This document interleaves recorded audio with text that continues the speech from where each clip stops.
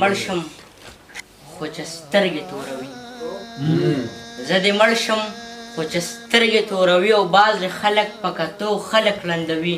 داسې ډېر شته چې جنګونه جوړوي او داسې ډېر شته دوه کسان چې جنګوي.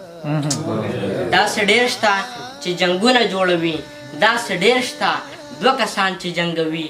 زما داغ دی د لمنې اول پاک کي بیا د خیر د خپل خالونه ورانوي.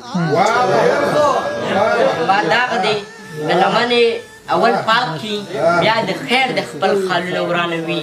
د یقین لارې د سمې کړه خپل ځان ته، ما محبوب ته د بیا لارې نظم ویم. دا نظم عنوان د اولډ هاوس د بوډاګانو کور چې زه چې واپس راتلم په لاره مې دا سوچ کولو، زه چې واپس راتلم په لاره مې دا سوچ کوله چې تربیت کې مې کمې څه و تا څه کړي وو، تا خو خرامه روټۍ ما باندې خوړلې نه وه. ستا د دیاړو ګټه و ستا د تکلیفونو ګټه، خو هغه ورځ راته خو م یاده ده چې تا نه بغیر زه به د مور په منې کولو خو هم په وره کې ناست وم چې ته دیاړۍ نه واپس راشي ما دکان ته بوځې چې ته بسکټ راکې او زه نه پاپړ غواړم. زه ستا په بار بار منې کولو منې کېږم نه، زه چې الټه پلټه څپلۍ په خپو کې واچوم ته یې راته سمې کې او زه یې واپس بیا خطا کړم. بیا په ټیخ ټیخ د ونې سر کې د کارغه په نامه چې بابا جانه د دې تور مرغۍ څه نه صادق صاحب چې بابا جانه د تور مرغۍ څه نه ته مې را جوخ کړې چې بچې دا بچې بچې دا بچې کارغه دی که نه. زه داسې سر زله تپوس نه بیا بیا وکړمه ته ستړی کېږې نه او ما له جوابونه راکې لاسونه ځمکه باندې کېږدې ما په شاکل ځان ته ته ځان نه اس جوړ کړې او ما ځان ته سلطان وګړ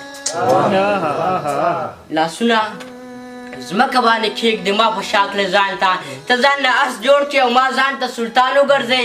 یا چې دیاړۍ نه واپس راشي نو بیا چغې ووې چې محبوب جانه محبوب جانه محبوب جانه به چې زه راشه څیزونه واخله، ته چې خرڅه راوړې او زه درنه خرڅه واخلمه. زه ستا په مخ باندې جنت جنت خواږه ووینم چې به د سکول ته په شا بوتلم نو وبه دې ویل چې د سړک نه به زما نه بغیر نه سر صاحب چې د سړک نه به زما نه بغیر نه راوړې.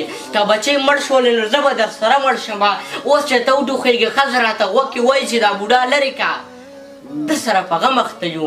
زمونږ بچي د ټوخي سره د خوب نه پاسي، تمامه شپه په کټ کې نیغ ناست وي او چغې وخي، کله یې خپې خوږېږي کله یې په سر درد وي. مونږه ترې پوزه له راغلي و دې ورک که چېرته د بوډاګانو کور کې جمع که چې بیا رانه شي.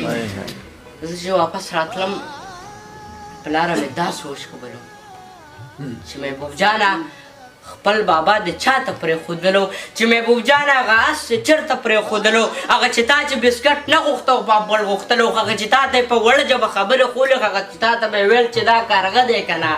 محبوب هغه پلار د اوس د بوډاګانو کور کې د کارغه ټیخ ټیخ ته یوازې ځان له پرېښودلو، د کارغه ټیخ ټیخ ته یوازې